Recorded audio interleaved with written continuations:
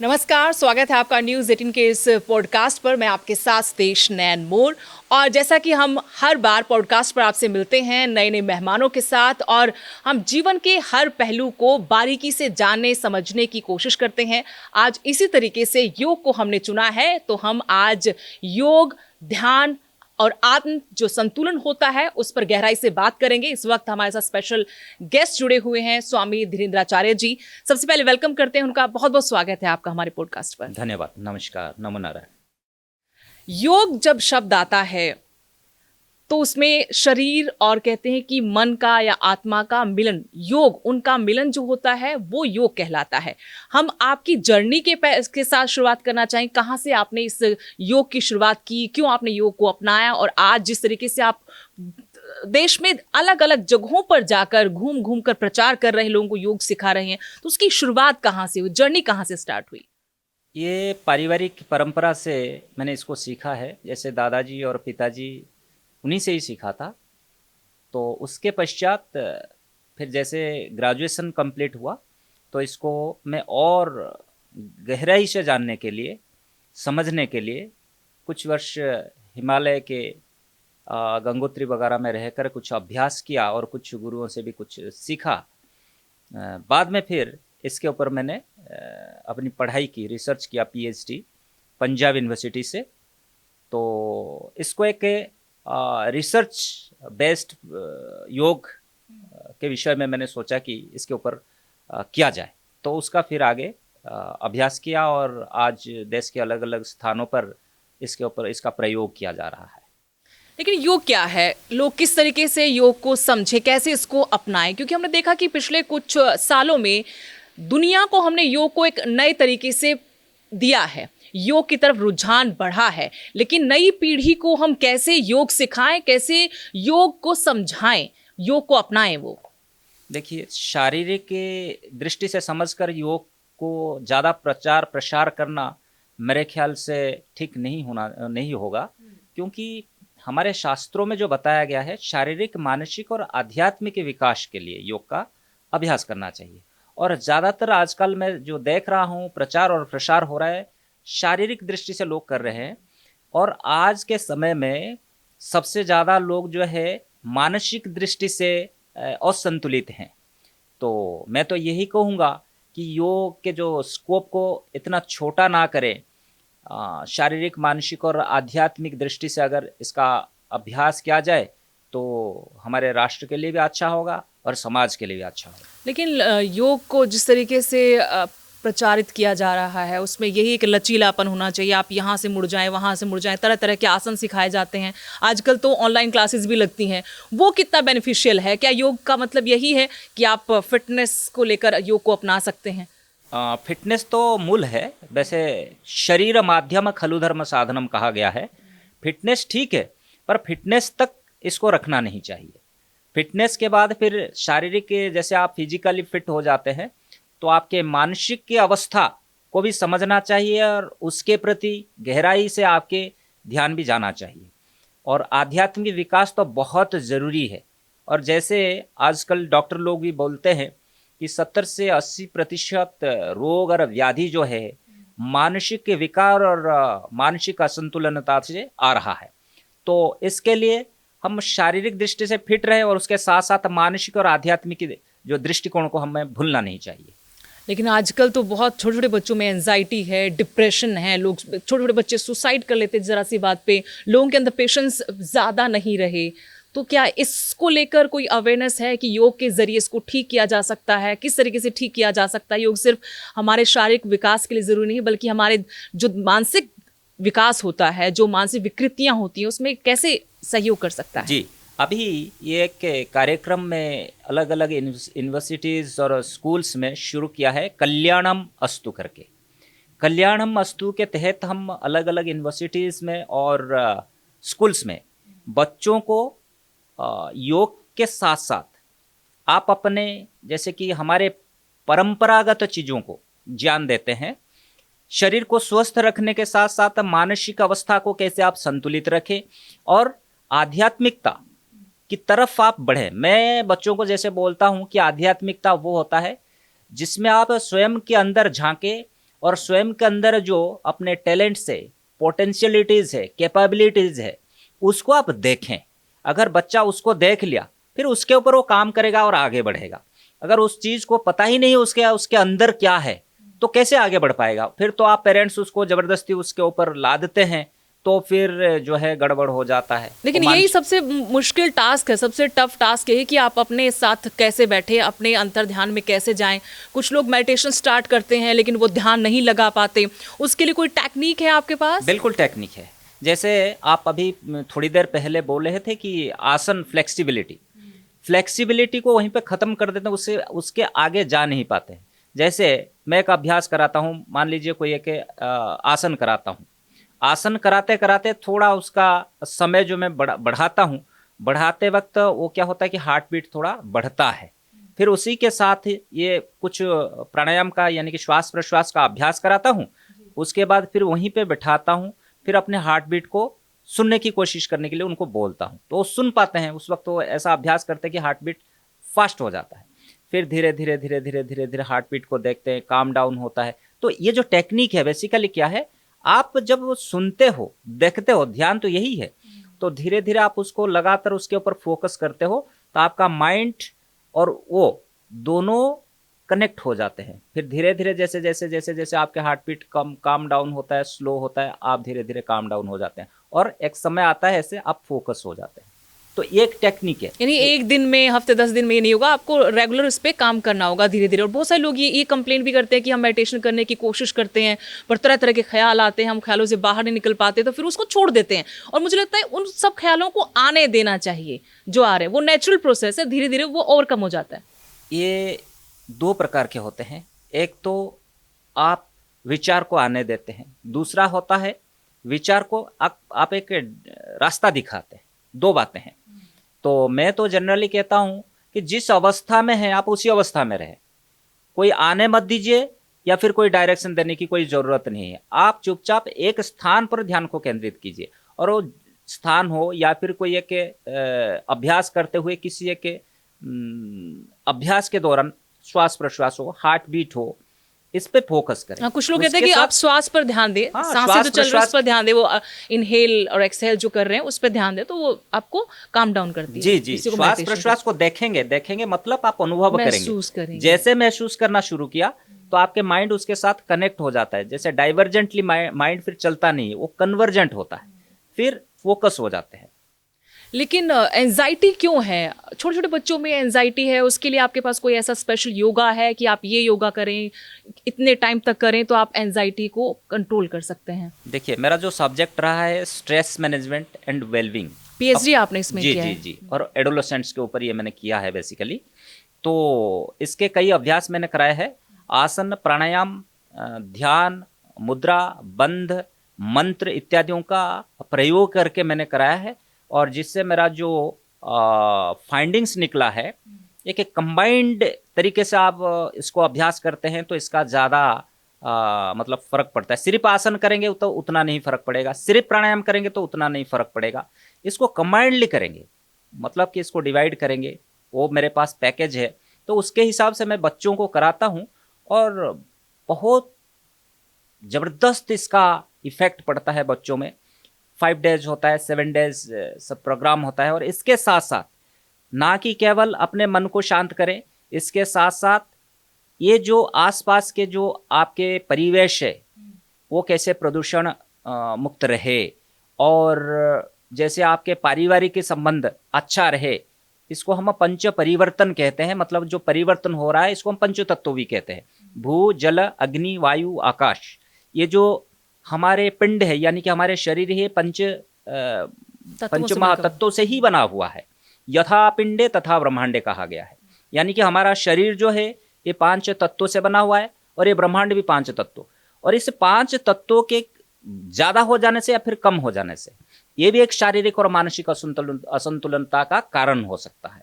तो बच्चों को सिर्फ इसके ज्ञान और अभ्यास ना करें, इसके साथ साथ कैसे हम पेड़ पौधे लगाएं, जल को कैसे वाटर प्रिजर्व कैसे किया जाए, इन सब के ऊपर भी हम उनको ज्ञान देते हैं। पॉल्यूशन को कितना कम किया जा सकता है उसके प्रति लेकिन अवेयर रहना स्वामी जी, चाहिए। वो तो हमारा एनवायरनमेंट है ही, हम उसको कितना बहुत ज़्यादा हद तक चेंज नहीं कर पाएंगे। हमारा लाइफस्टाइल भी बहुत चेंज हो गया क्योंकि आसपास में चीज़ें चेंज हो गई, लाइफ बहुत फास्ट हो गई है। ना सिर्फ बच्चे स्ट्रेस में, बल्कि आप किसी से बात करोगे तो ज़रा सी बात हो, आज मैं स्ट्रेसफुल हूँ, स्ट्रेस में हूँ, आज काम बहुत ज़्यादा है, डिप्रेशन हो गया। ये बहुत नॉर्मल वर्ड्स हो गए हैं जो हमारी मतलब डे टू डे जो रूटीन लाइफ है उसका जी। हिस्सा बन चुकी है, और ये बहुत घातक बीमारियों का रूप लेती जा रही है। बिल्कुल। ये इसको लेकर कोई आपके पास टिप है, कोई मैसेज है लोगों को देने के लिए कि आप ये आसन करें, या ये कोई ट्रिक आपके पास है, तरीका है कि आप इससे छुटकारा इस तरीके से पा सकते हैं? देखिए, मैंने जैसे अभी कहा, सिर्फ एक दो आसन से बात नहीं बनती है।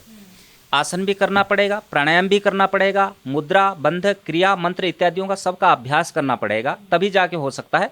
पर फिर भी आप अगर ऐसे कहते हैं तो सडन स्ट्रेस किसी को आ गया, मान लीजिए कोई इंटरव्यू देने के लिए जा रहा है, तो एकदम से स्ट्रेस में आ जाता है कि मैं अशांत हूँ, मैं अपने मन को काबू नहीं कर पा रही हूँ या कर पा रहा हूँ।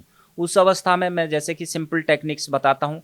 आप ऐसे पांच अंगुलियों को एक दूसरे के साथ जोड़ लीजिए और ऐसे रखिए, और धीरे धीरे गहरी गहरी श्वास भरिए और छोड़िए। जैसे जैसे आप श्वास भरेंगे और छोड़ेंगे, आपके फिंगर टिप्स में पल्स आप अनुभव कर पाएंगे या फिर बीट्स आप अनुभव कर पाएंगे, और धीरे धीरे धीरे धीरे धीरे धीरे उसके साथ कनेक्ट होते जाएंगे तो आपका माइंड जो है काम डाउन हो जाएगा। इस तरह बहुत से टेक्निक्स हैं, ये तो मैंने आपको सिंपल एक टेक्निक बताया। फिर नहीं तो कुछ नहीं, एक भैरवी मुद्रा में बैठिए, लेफ्ट पाम के ऊपर राइट पाम को रख के, स्पाइन को स्ट्रेट करके और रीढ़ की हड्डी को सीधी करके आंखों को बंद कर लीजिए और अपने श्वास प्रश्वास पे ध्यान को केंद्रित करें। शुरुआत में श्वास प्रश्वास भरिए छोड़िए, उसको देखते रहिए। कुछ समय के पश्चात फिर श्वास प्रश्वास जैसे स्वाभाविक चल रही है उस पर अपना ध्यान को केंद्रित करते रहिए। यानी कि मन को एकाग्र किया जाए, और कुछ नहीं है। मन को एकाग्र करने के लिए एक तरीका चाहिए, और ये तरीका, इससे धीरे धीरे आपके मन एकाग्र हो जाएगा और तनाव से कोई भी व्यक्ति मुक्त हो जाएगा। लेकिन स्वामी जी, आपका एक इनिशिएटिव है, आप जेलों में जाते हैं, प्रिजनर से मिलते हैं, जो कैदी हैं उनको भी आप योग सिखाते हैं। वो कैसे शुरू हुआ और साथ में वहाँ का अनुभव कैसा रहा? उनकी तो बहुत स्ट्रेसफुल लाइफ होती है, उनके सामने तो एक तरह से जीवन अंधकार में ही होता है कि कोई सजा काट रहा है, कोई अपराधी किस्म के लोग होते हैं। तो उनके साथ आपका जो अनुभव रहा वो भी हम चाहते हैं कि साझा करें आप, और इन फ्यूचर आप किस तरीके से इस पूरे कार्यक्रम को लेकर चल रहे हैं? ये तो वैसे कानूनन वो अपराधी हैं, पर जब मैं जेल में जाता हूँ किसी को अपराधी समझता नहीं हूँ, इसीलिए कि मन के थोड़ा सा कुछ व्यतिक्रम से, यानी कि मन के असंतुलन के वजह से जिसने कुछ काम कर दिया है वो बाद में फिर रिपेंट, मेरे साथ बहुत प्रिजनर्स वो कन्फेस करते हैं, तो कुछ रिग्रेट होता है उनको, पछतावा होता है। बिल्कुल पछतावा होता है। तो मेरे से वो बात करते हैं, डिस्कशन करते हैं कि कैसे कैसे किया उन्होंने, और उसके बाद वो रिपेंट करते हैं कि हमें तो पता ही नहीं चला, एकदम से हो गया, और बाद में हमें पता चला कि ये मैंने तो इतना बड़ा क्राइम कर दिया।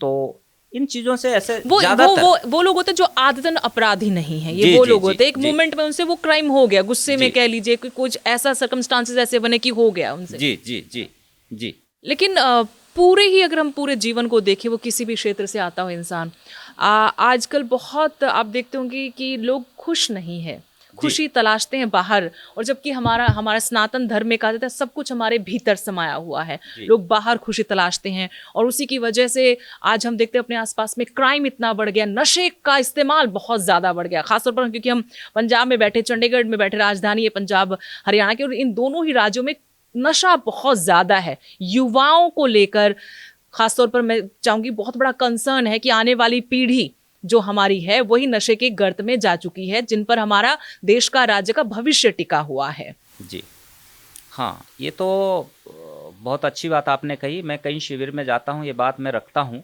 तो यहाँ बात आपने शुरू किया तो नशे के ऊपर, तो हमारे ये जो ज़्यादातर नॉर्थ, वैसे तो धीरे धीरे सब इंडिया के अलग अलग क्षेत्रों में शुरू हो गया है, पर ज़्यादातर जो है ये north India, specially Punjab, Haryana या फिर चंडीगढ़, ये एरिया जो है, इसमें धीरे धीरे बहुत ज़्यादा अंदर की तरफ जा रहे हैं। तो इन बच्चों को ठीक रखना हमारा काम है, तो हम ही ठीक रख सकते हैं।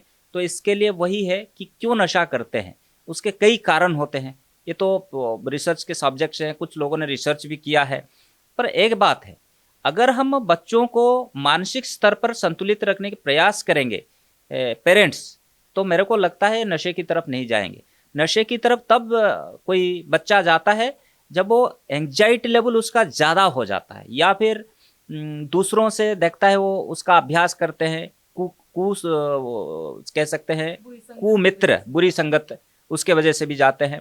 तो स्वयं के ऊपर एक जो कंट्रोल है, एक नियंत्रण है, वो नहीं है, इसीलिए वो चले गए इसके हैं। पीछे एक बड़ा कारण ये भी लगता है आपको कि सोशल मीडिया ने बहुत ज़्यादा चैलेंज यूथ के आगे रख दिया है, क्योंकि सोशल मीडिया पे सिर्फ अच्छी चीज़ें ही दिखाई जाती कि सक्सेसफुल है कोई उनका आसपास का, बहुत सुंदर कोई लड़का लड़की दिख रहा है अपनी बॉडी को लेकर, तो दूसरे डिप्रेस्ड हो जाते हैं कि मेरे पास इतनी अच्छी बॉडी नहीं है, मेरे पास इतने अच्छे कपड़े नहीं हैं, मैं घूम फिर नहीं रहा। जबकि वो सिर्फ एक फोटो डालते हैं, एक वीडियो डालते हैं, उनके बाकी जो कुछ सेकंड की वो बात है, बाकी पूरा दिन 24 घंटे में से वो कैसे गुजारते हैं वो नेगेटिव बातें कोई नहीं डालता। तो क्या सोशल मीडिया भी एंजाइटी का यूथ में, बच्चों में, या हर अब तो हर एज वर्ग का मैं कहूँगी एक बड़ा कारण है सोशल मीडिया? इसको लेकर आप कभी अपने योग शिविर में बात करते हैं? बिल्कुल बिल्कुल। ये जो सोशल मीडिया है, मैं वही बात कई बार बच्चों को कहता हूँ कि इसका सदुपयोग करना चाहिए मोबाइल का। तो दुरुपयोग जो है, इसके वजह से हम खुद ही उस तनाव में चले जाते हैं। तो जितना आवश्यक है उतना उसका व्यवहार करना चाहिए, और कम से कम व्यवहार करें। तो ये कोई ज़रूरी नहीं कि हर वक्त आप मोबाइल लेके बैठो। मैं तो कहीं जाता हूँ तो मैं देखता हूँ जैसे 5 लोग बैठे हैं, सब अपने अपने मोबाइल में लगे हुए हैं, सब अपने अपने मोबाइल पे लगे हुए हैं। तो देख के मेरे को हंसी भी आती है, और कई बार मैं टोक भी देता हूँ। तो बोलते हैं कि इसके बगैर तो काम नहीं चलता, पर काम पहले भी तो चलता था, अभी भी चलेगा, पर उसका सदुपयोग करने से आप मानसिक दृष्टि से आप संतुलित रह सकते हैं। उसका कम प्रयोग जितना कम हो सकता है वो करना चाहिए।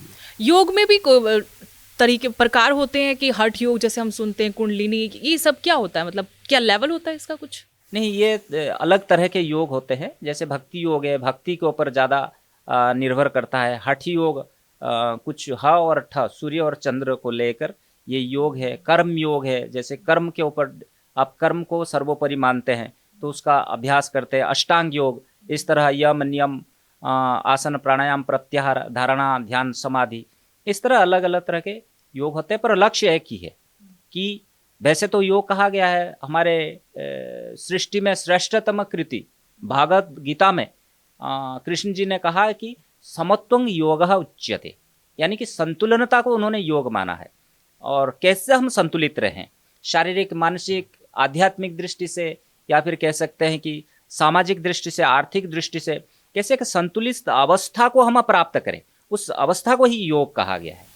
लेकिन स्वामी जी, यहाँ पर योग का भाव ज़्यादातर लोग, जितना मैं जान पाई, जितना हम लोगों के बीच रहते हैं या फिर पढ़ते लिखते हैं इधर उधर, योग का मतलब लोग समझते हैं कि कुछ आसन करने होते हैं आपको, वो आपको फिट रखते हैं, थोड़ा हेल्दी रखते हैं। लेकिन अभी भी जो इसका सबसे बड़ा एस्पेक्ट है, जो सबसे बड़ा पार्ट है इसका, जो मैंने आपको सबसे स्टार्टिंग में ये बात बोली कि योग जो है वो आपके शरीर को आत्मा के साथ मिलाता है, वही योग है। जोड़ना, वो वाला जो पार्ट है वो अभी भी छूट रहा है। वो हमारे सनातन में तो है, लेकिन आज की जनरेशन में योग तो अपनाया जा रहा है। स्कूल कॉलेज में भी सरकार भी प्रमोट कर रही है, हम जगह जगह देते हैं, ऑनलाइन क्लासेस भी लग रही है। वो शायद फिटनेस को लेकर आजकल लोग ज्यादा अवेयर हो गए। लेकिन जो आत्मा का मिलन है, जो एक आत्मसात करने वाली बात है, वो वाला पार्ट छूट जाता है। उसको, उस योग को कैसे प्रमोट किया जाए, और वो क्या अनुभव होता है, और किस तरीके से वो अनुभव हासिल किया जा सकता है? हाँ, यही बात मैं अभी थोड़ी देर पहले कह रहा था, सेल्फ इंट्रोस्पेक्शन। और आप जैसे कि स्वयं के अंदर थोड़ा झांकना पड़ता है। और अगर हम इसको सोचेंगे कि शारीरिक दृष्टि से सिर्फ फिट रहने के लिए करें, तो मैं यही बात कर रहा था कि हम उसका जो योग का स्कोप है उसको बहुत कम कर देते हैं। हो सकता है आज फिटनेस के लिए कर रहे हैं, आपको 10-15 साल के बाद ऐसा लगेगा कि शायद अगर मैं वो भी कर लेता तो आज मुझे ये मतलब परेशानियों में गुजरना नहीं पड़ता। तो इसीलिए वही बात मैं कह रहा हूँ कि योग के जो मानसिक और आध्यात्मिक दृष्टि है उसको कभी नहीं भूलना चाहिए, और कभी भी सिर्फ और सिर्फ फिटनेस को समझ के उसको ना करें। कर तो वही रहे हैं, थोड़ा और इसका स्कोप को बढ़ाएं, आसन से थोड़ा और आगे चले, प्राणायाम की तरफ, थोड़ा ध्यान की तरफ चले, जो कि आपके जीवन को जीवन में एक परिवर्तन ला देगा। तो इस तरह होना चाहिए।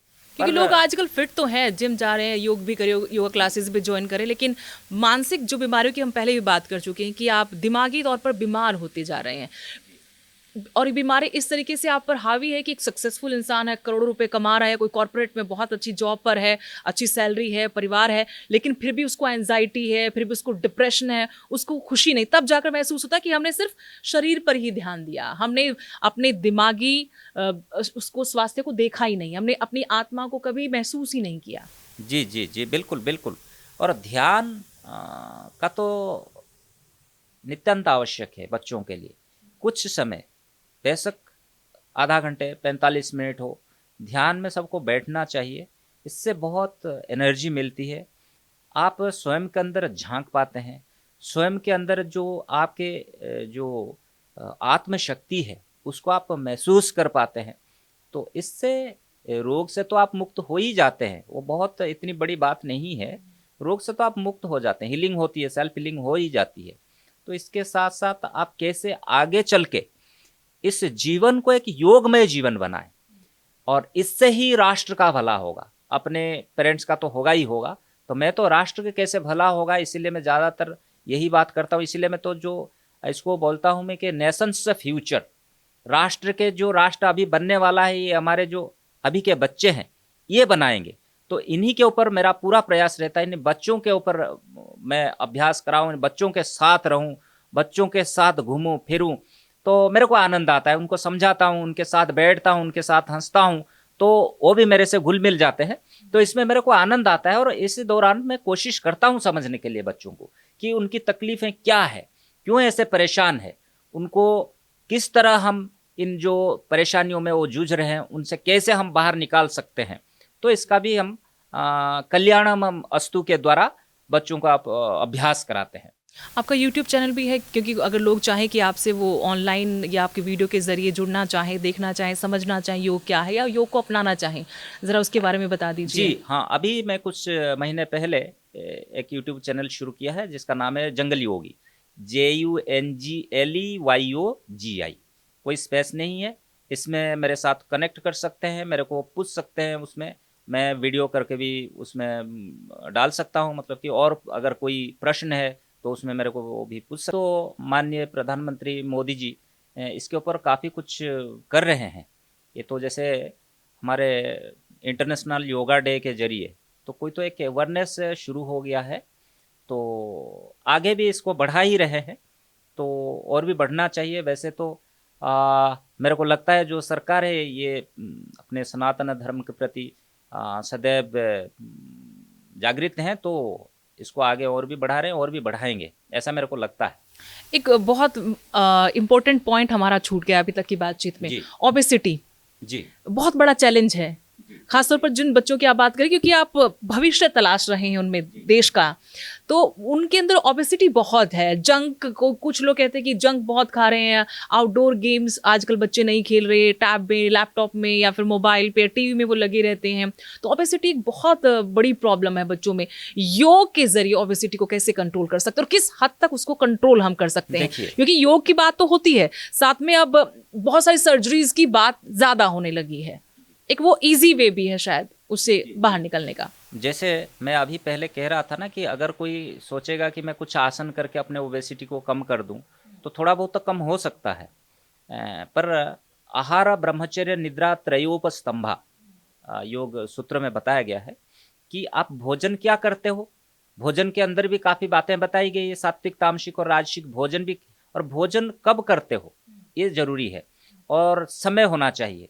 कभी आप लंच 1 बजे करते हैं, कभी 3 बजे करते हैं, कभी 2 बजे करते हैं, समय फिक्स होना चाहिए। चाहे आप हल्का फुल्का कुछ खा लेते हैं तो भी चलेगा, पर वो चीज़ नहीं हो पा रहा है। और डिनर का टाइम कोई कुछ नहीं है। और क्या भोजन करते हैं, जब आप शरीर के लिए भोजन करते हैं, मन के लिए भोजन करते हैं, इसको सोच समझकर भोजन करना चाहिए। जंक फूड के ऊपर थोड़ा आजकल लोग जीभ के स्वाद पे ज़्यादा स्वाद पे ज़्यादा जाते हैं, जबकि नहीं जाना चाहिए। आहार तो हम अपने जीवन को जीवित रखने के लिए करना चाहिए, शरीर को जीवित रखने के लिए, इस विचार से करना चाहिए। जीने के लिए खा रहे हो कि खाने के लिए जी रहे हो? हाँ, वही बात आ जाती है। तो ये तब आपके मन में आएगा जब आप एक बार अपने अंदर की तरफ झांकने की कोशिश करेंगे। इसीलिए मैं कह रहा था कि जब ये योग के साथ जुड़ना शुरू करेंगे तो ये सब धीरे धीरे परिवर्तन आएगा। निद्रा का कोई समय नहीं है। ओबेसिटी निद्रा के वजह से भी होता है कि ठीक से नहीं सोते हैं, तो मानसिक असंतुलनता के वजह से भी वजन बढ़ जाता है, तनाव की वजह से भी वजन बढ़ता है, तनाव की वजह से भी कभी ज़्यादा खाया जाता है। तो ये सब कारण होता है, कई कारण हैं, और इसके ऊपर संयम के ऊपर संयम रहना चाहिए। अभी जो सोशल मीडिया के द्वारा वो अपने कुछ चीज़ें जो है जो नहीं देखना चाहिए, जिससे वो उनका प्रभाव उनके मन के ऊपर पड़ता है, उसको ज़्यादा देखने लग गए हैं। ये सारी चीजें मुझे लगता है यही सारा कुछ मिला के हमारा लाइफस्टाइल है जो आज बदल चुका है। बिल्कुल बिल्कुल बिल्कुल, इसी को हमें चेंज करने की जरूरत है। और दूसरा मैं यहाँ पर, क्योंकि लोगों को आजकल सोशल मीडिया का जमाना है तो लोगों तक बहुत सारी चीजें बहुत जल्दी भी पहुंच जाती हैं। खान पान का आपने जिक्र किया कि कब तक कब खाना चाहिए और कब के बाद नहीं खाना चाहिए, क्योंकि प्राचीन काल में, या बहुत पीछे नहीं जाएंगे, गांव देहात में तो कुछ साल पहले तक भी, शायद अभी भी कहीं होता हो, संध्या से पहले खाना खा लेते हैं रात का। बिल्कुल बिल्कुल। और आजकल वही काम सेलिब्रिटीज करते हैं अपनी फिटनेस को मेंटेन रखने के लिए। बड़े बड़े स्पोर्ट्स स्टार चाहे विराट कोहली की लगाएं तो वो अपने इंटरव्यूज में बताते हैं कि मैं संध्या से पहले खा लेता हूँ। तो उस चीज को हमने छोड़ दिया। अब रात को 12 बजे तक कोई खाना खा रहा है, लेट नाइट ड्यूटी से आते हैं या फिर बच्चे हैं स्टडी के बाद, वो एक बार जरा बताइए कि उसकी कितनी अहमियत है। देखिए, भोजन जो है वो पचता है हमारे शरीर के अग्नि तत्वों की वजह से, और अग्नि तत्व सूर्य जैसे जैसे जाते हैं हमारा आहार ऐसा ऐसा होना चाहिए। सूर्य जैसे कि उदय हुए तो उस वक्त हम तो यही बोलते हैं कि उस समय जैसे आप ब्रेकफास्ट करते हैं, अल्पाहार जिसको, इसका नाम भी अल्पाहार है, तो अल्पाहार कीजिए। उसके बाद जैसे आप सूर्य पूरा सर के ऊपर होता है तो उस वक्त आप लंच कीजिए, थोड़ा अच्छा खाइए, थोड़ा फिर भी अच्छा खाइए, मतलब ज़्यादा खाइए अल्पाहार से। उसके बाद जैसे जैसे सूर्य अस्त से पहले हमें भोजन का काम उसको समाप्त कर देना चाहिए, और मुंह की तरफ हम ज़्यादा ध्यान नहीं देना चाहिए, जिह्वा की तरफ। तो एक अच्छा शरीर भी मिलता है, मन भी मिलता है, आप स्वस्थ भी रहते हैं। तो इसमें अगर ऊपर नीचे होता है तो सब कुछ गड़बड़ हो जाता है। और क्या खाते हैं उसका भी कोई कुछ नहीं, जैसे हरी सब्जियां, उसका प्रयोग ज़्यादा करना चाहिए। और दूसरे जो है वेज नॉन वेज के ऊपर मैं ज़्यादा बात नहीं करूँगा, क्योंकि कुछ चीज़ें होती है, कुछ लोग इसके ऊपर अलग अलग का पॉइंट व्यू होता है, तो इसके ऊपर मैं ज़्यादा बात नहीं करूँगा। पर मैं तो ये कहूँगा कि आप हरी सब्जियों का प्रयोग ज़्यादा करें, और जो सुपाच्य है, जल्दी पच जाता है, तो उसका प्रयोग ज़्यादा करना चाहिए। हमारे जो शरीर के अंदर जो मशीनें हैं तो इतने साल तक वो चल रहा है, तो उसको भी फिर थोड़ा आराम देना चाहिए ताकि वो पुष्ट रहे, अच्छे रहे, ज़्यादा समय तक आप निरोग रहे। इसलिए भोजन का जो है महत्वपूर्ण भूमिका है, और मन के ऊपर भी इसका सबसे ज़्यादा प्रभाव पड़ता है। लेकिन अब यहाँ पर भी कई तरह के खान पान को लेकर कई तरह के अपनी अपनी बातें हैं। कुछ लोग कहते हैं कि 5 बार खाना चाहिए दिन में, छोटा छोटा अल्पाहार करना चाहिए।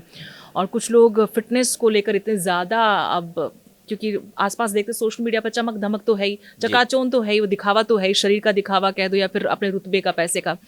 तो उसके चक्कर में बहुत जल्दी फिट होने के लिए कीटो डाइट, जिसमें बहुत कम खाया जाता है, वो जानलेवा भी हो जाता है आपके लिए। बिल्कुल बिल्कुल। उनके लिए कोई मैसेज है कि आप ठीक है योग अपनाएं, योग से कितना फायदा हो सकता है, कैसे हो सकता है, कितना टाइम लगता है? मैं तो यूथ्स को कहता हूँ, योगिक डाइट तो अलग है, वो छोड़िए। मैं तो जो बच्चों को कहता हूँ कि आप जब आहार करते हैं तब आपको ये समझना चाहिए कि आप आहार जो है 2 भाग होना चाहिए, और 1 भाग पानी, जो हमारे आयुर्वेद में बताया गया है, और 1 भाग खाली होना चाहिए। इससे आपका जो खाद्य सही रहता है और आप स्वस्थ और निरोग भी रहते हैं। आहार के ऊपर ज़्यादा ध्यान नहीं देना चाहिए, और तली हुई चीज़, तेल या फिर ये सारी चीज़ों का प्रयोग थोड़ा कम होना चाहिए। और मैं ये कहता हूँ आप सब खाइए, कम कम खाइए, सब खाइए। ऐसा नहीं कि ये नहीं खाऊंगा, ये नहीं खाऊंगी, खाइए सब।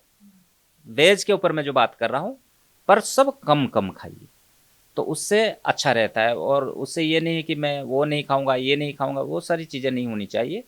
थोड़े थोड़े खाइए, पर खाइए सब, इससे ठीक रहते हैं। स्वामी जी, क्या मिशन लेकर आप चल रहे हैं? मैं आखिर में आपसे फिर पूछना चाहती हूँ कि क्या मिशन है आपका योग को लेकर, या फिर आपने जो योग को अपनाया है, कुछ सोचा होगा, उस मिशन की तरफ आप बढ़ते जा रही हैं, कुछ प्लानिंग की है आपने? जी देखिए, मैं तो बेसिकली मेरा जन्म स्थान जो है वो मयूरभंज है, जहाँ से हमारे महामहिम राष्ट्रपति जी द्रौपदी मुर्मू जी हैं। तो उस इलाके में हमारे एक स्कूल है, एक आश्रम भी है, वहाँ हम स्कूल भी चलाते हैं। और वहाँ से मैं उठकर यहाँ आया था, पंजाब यूनिवर्सिटी अपनी पढ़ाई की है। और बहुत तकलीफ़ों के बीच में मैंने अपनी पढ़ाई की है, वो अलग बात है, वो कभी बाद में कभी बात करेंगे। और उस दौरान इस तनाव को कैसे हटाया जाए कि तनाव में ना आया जाए, तो इसके लिए जो प्रयोग वो खुद मैं अपने ऊपर किया है। और इस चीज़ को मैंने फिर बाद में अनुभव किया कि ऐसे मेरे जैसे बहुत बच्चे होंगे तो कितने तनाव में रहते होंगे। तो इनको तनाव से मुक्त करना मेरा पहला मिशन है। और सबसे ज़्यादा पंजाब हरियाणा, राजस्थान, उत्तर प्रदेश के कुछ इलाके और चंडीगढ़, दिल्ली, इस एरिया में बहुत ज़्यादा मतलब कि इसके ऊपर काम करने की आवश्यकता है। और मेरा मिशन अभी तो यही है, इसके ऊपर मैं आपने काम कठिनाइयों करूंगा। का जिक्र किया तो, और आपने कहा कि आप उसी इलाके से आते जहाँ से महामहिम राष्ट्रपति द्रौपदी मुर्मू आती हैं। आज महिला दिवस है, अंतर्राष्ट्रीय महिला दिवस जी। मनाया जा रहा है। तो इस मौके पर उनकी अपनी कहानी भी बहुत दिलचस्प है और आपको प्रेरित करती है वो कि अपने बच्चे खो दिए, अपना पति खो दिया, और जी। वो आदिवासी इलाके से कैसे अपनी पढ़ाई के लिए भी उन्होंने जंग लड़ी और फिर आज वो देश के सर्वोच्च पद पर बैठी हुई हैं। उसी दौरान मेरे को लगता है हम मिले भी हैं। कितनी बार मिले मैं तो नहीं कह सकता, पर मिले हैं हम। क्या तनाव को ताकत बनाया जा सकता है? बिल्कुल क्योंकि बिल्कुल। तनाव जरा सा भी नहीं झेल पा रहे आज, वो बहुत ना बड़े, यूथ, किसी भी वर्ग को आप देख लीजिए। वो बहुत बड़े एग्जाम्पल हैं। महामहिम राष्ट्रपति जी जो हैं वो आज के डेट में बहुत बड़े एग्जाम्पल हैं। तो उन्होंने कैसे इतने तनाव के बावजूद वो बाहर आए और आज के समय में वो हमारे महामहिम राष्ट्रपति जी हैं। तो इसीलिए महिला दिवस पर मैं तो सबको शुभकामनाएं दूंगा। और नारियों का स्थान हमारे परंपरा में सबसे उच्च है, उनके प्रति सम्मान पूरी तरह से रहना चाहिए हमारे शास्त्रों के हिसाब से, कि जहाँ पर महिलाओं को सम्मान दिया जाता है, कहा जाता है कि वहाँ देवताओं का वास है। तो इसीलिए अपने महिलाओं को सम्मान दीजिए, और ये बहुत बड़ी बात होगा, क्योंकि हमारे राष्ट्र, हमारे देश का ये परंपरा है। जी, स्वामी जी बहुत बहुत धन्यवाद आपका। आप आए और आपने अपने मिशन के बारे में तो बताया, साथ में बताया कि योग कैसे हमारे जीवन शैली का हिस्सा बनकर कैसे हमारे जीवन को संवार सकता है, ये बहुत ज़रूरी है। और योग के महत्व को समझने के साथ साथ उसको अपनाना भी उतना ही ज़रूरी है, ताकि हम एक नया उभरता हुआ जो भारत देख रहे हैं, 2047 में विकसित भारत का जो सपना हम देख रहे हैं, उसको साकार कर पाने में ये हमारी जो सनातनी परंपरा है, जो हमारे आज के बच्चे हैं वो कल के युवा होंगे, तो उनके कंधों पर बहुत बड़ी जिम्मेदारी है। और योग उसमें अगर ज़रा भी योगदान अपना दे पाए तो बहुत अच्छा होगा। बहुत बहुत धन्यवाद। आप धन्यवाद। जय जगन्नाथ, नमो नारायण।